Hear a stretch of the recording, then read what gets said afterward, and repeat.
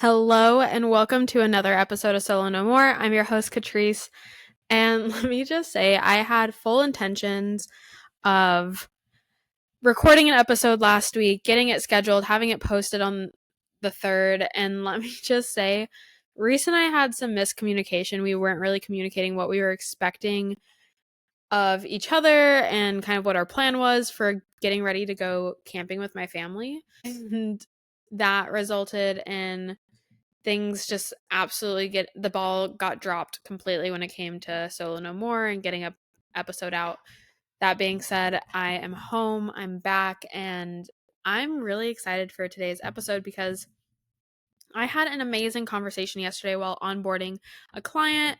And this conversation, so to give a little backstory, I'm onboarding this client for a onboarding and offboarding system setup. So I'm really just, setting up the systems, automating them. So then when people join her program, it just is an automatic onboarding process. And then the next time she connects with them is when they are in the container.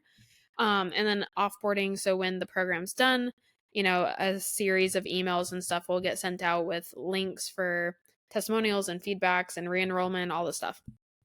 Now, that being said, the during the kickoff meeting that I had with her, we were just kind of discussing like her business, her goals, where she's at. She is currently working a 9 to 5, and that's one of the big reasons that she wants an automated onboarding process is because she doesn't have a lot of time to just sit and send out emails and contracts and invoices. Having that automated, cleans that up, and then having her offboarding system done and the process all ready to go makes it easy to be able to just, click a button and have that flow. And she doesn't have to think a lot about, making sure it gets done. Now, all that said, while she was talking to me about her goals and her business and everything, she ended up telling me about how she was, looking into hiring a coach. And I was like, oh, you are? And I'm all for, getting that strategy support and that guidance. I have a coach. I have a sales coach right now that I absolutely love and adore. Her name is Megan.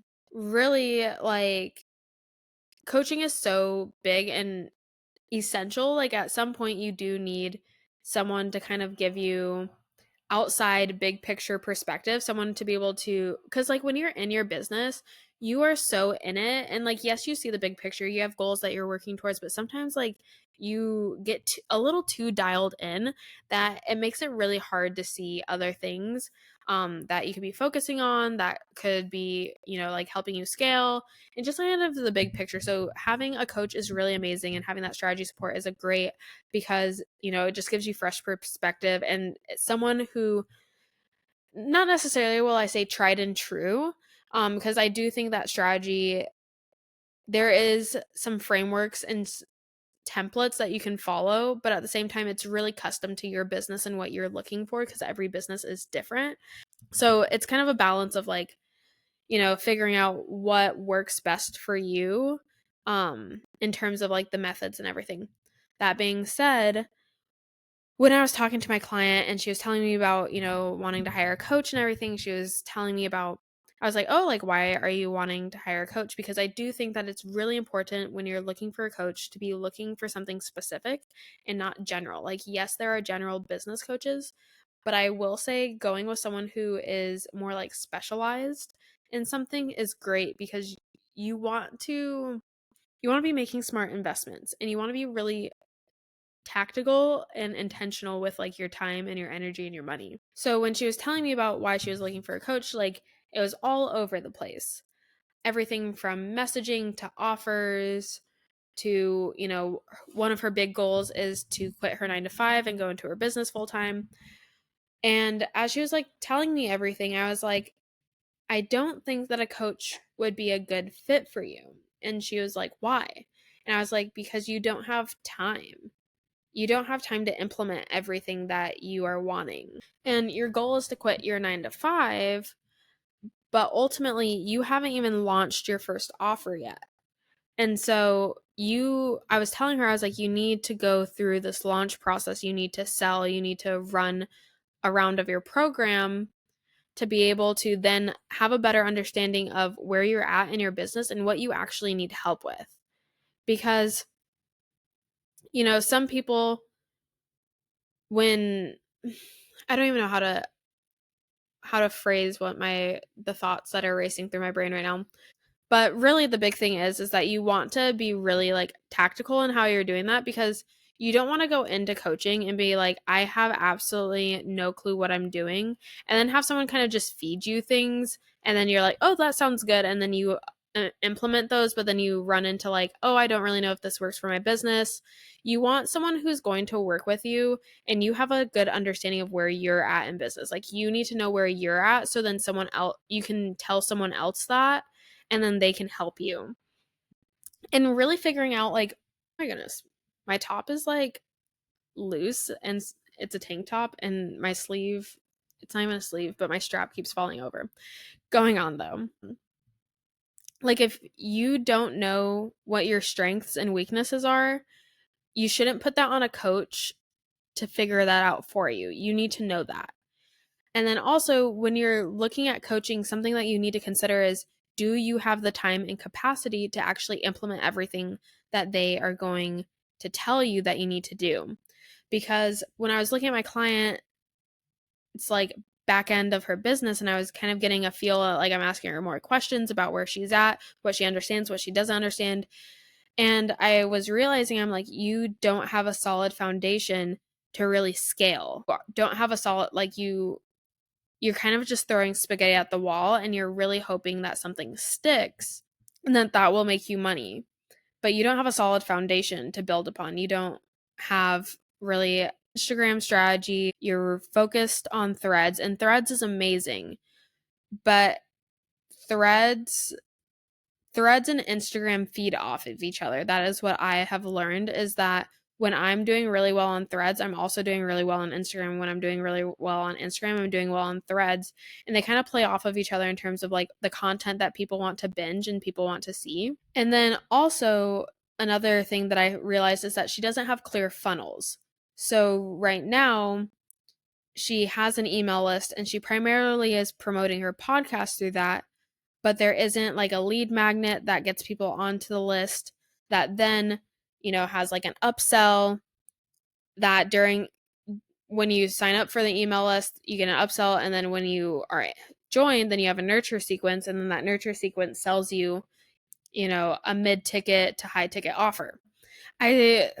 All these, I don't really want to call them flags, but kind of flags started going off in my brain. I was like, I don't think that a coach would be beneficial, because ultimately, one of the very first things she said is, she was like, I want to quit my 9 to 5 and I need help with my offers. I'm like, you have an offer. You have an offer that you haven't launched yet. You need to do that first. But then you also need to build a foundation for yourself. You need a website.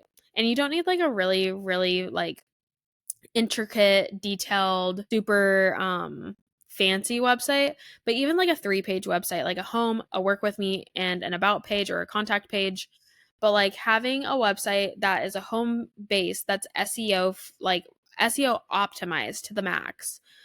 So then you can start using something like Pinterest, or people are finding you through Google searches, but then also acts as like a home base where you can send people to, so you aren't just sending them to a Flowdesk link or a booking link. Like, they can kind of dive a little bit more into you and your brand. And then you can also track how they are, track how they're interacting with you. So if you are unsure of how to do this, there is this platform called Hotjar, and Hotjar kind of does screen recordings of people's interactions with your website. So it screen records them. It doesn't give you like their names or details or anything. It just takes a screen recording, and it will show you like the buttons they clicked on, the pages that they were on. It'll show you their scroll and the places that they were spending the most time reading. And this really helps you to like make data driven decisions regarding like your copy. Like, maybe you have like this little phrase or something that's in your sales page that people are really like stopping to read, then that you should be saying more things like that in your content for your marketing, and then having also in your sales conversations that can get brought up as well. Being able to figure out what people are really wanting to hear, also figuring out where in the scroll are they clicking a button, because on a sales page you should have multiple buttons for them to click and then move on and book. The thing is that with Hotjar you can be like, okay, this people are making it halfway through, or they're scrolling all the way to the bottom, or they're clicking right at the top. So you can be able to figure out there, but then also just figuring out how they're navigating through your website. What things are people interested in? What are they looking at? What more do they want to learn about you and your business? So that is something that I thought of on top of like funnel building. And then in terms of offers, I was like, okay, you don't need you don't need to hire a coach to tell you what to offer. You need to just look at what your mastermind is and then pick out little pieces that could be turned into like a 7-day challenge, or pick out pieces that could be turned into another masterclass. She already has a masterclass, but turn into another masterclass that's paid for, or even like an e-guide.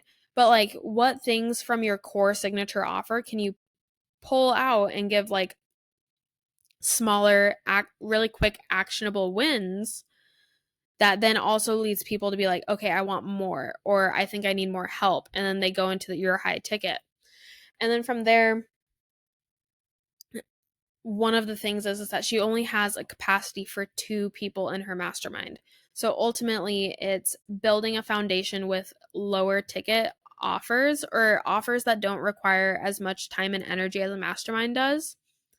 And then from there, using that to supplement income from the 9 to 5 to be able to put her in a place where she can, not necessarily does she have to quit the 9 to 5, but looking at part-time options. Can she step down, reduce her hours with her 9 to 5? Does she need to go look at a part-time job? Or if she is comfortable with it, completely quitting and then taking, continuing the continuous revenue from those low to mid ticket offers, and then having more time to put into the high ticket offer, her mastermind. But having this conversation with her, I just was like, really, it got me thinking about my own experience with done for you service versus coaching, because I started in the online space as an influencer, but the moment that I knew that I was going to go full like more business mode, like I wasn't just going to do like the brand deals and everything, and I wanted to have like a life coaching business, I hired a virtual assistant. At the time I was working a 9 to 5, so I had money to put towards virtual assistants, even though I wasn't making money from my business. But I was also a full-time student, so I didn't have time. Like, I had big ideas, I had things that I wanted to get done in my business. I wanted to launch a business, but I didn't have time for it. So I hired a virtual assistant to help me do that, and that was amazing. I think that I was paying around $600 to $650 a month. I can't remember how many hours I got, but I would say that I had more hours than I needed at the time. And I would say 2 months after I hired my virtual assistant, I hired a business coach, and I went into that program. So it was a mastermind with a business coach, and I went into that program with no business, no understanding, no knowledge of anything like my weaknesses and strengths with being a business owner. And I struggled so much. There were a few different reasons why I think that I struggled. Shit hit the fan in my life. Like, my life was flipped completely upside down. But also, I wasn't a good fit for the program. Everyone in the program already had businesses. I think there were 1 or 2 other people who also hadn't launched their businesses and also really struggled in the program. And so I don't think that we were meant to be in the program, because everyone else who was having success and seeing results from being in the program already had established businesses, already had really clear goals around their business that weren't just like, I want to start a business or I want to hit a 10K month. Like, they were like, I need to increase sales by doing this, or I need to increase conversions on Instagram or whatever. It was way clearer and tactical. And so that played into it. And so really, it also reached a point where I hired this coach, I joined this program, and I couldn't afford my virtual assistant anymore after 6 months. I got terminated from my 9 to 5, which I was not expecting. It was a wrongful termination. We will dive into that another day because that is definitely a story to tell, because it was such a critical core moment in my journey as a business owner. But getting fired from my 9 to 5 and not having made money for my business yet was so scary. But I thought to myself, I was like, I need to continue with this program and give up my virtual assistant because I need someone to tell me what to do. In reality, like shit hit the fan in my life. I did not have the capacity to show up in my business the way that I needed to.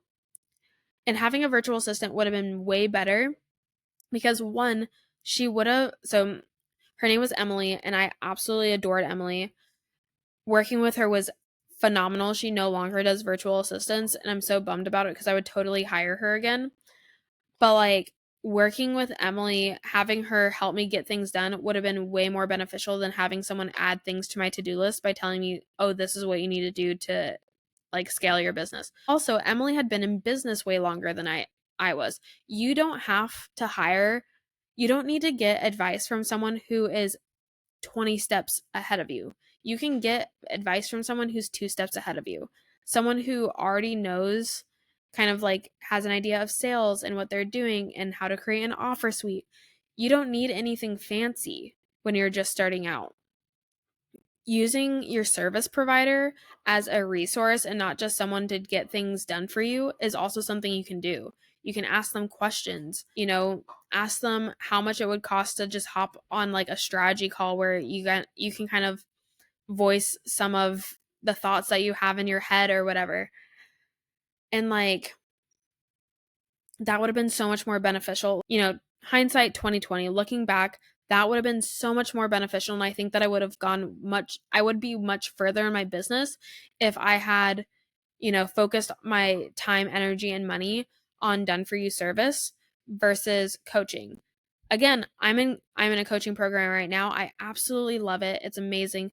But I went into this program knowing that the thing that I'm struggling with in sales is closing. I went into this program being like, I am amazing at getting leads and having conversations, but I don't really know how to close. And I went and got a coach that specialized in sales and is really good at closing people. So like really when you are looking at, what should I invest in next, you really got to look at obviously your money, but you need to look at your time and your capacity.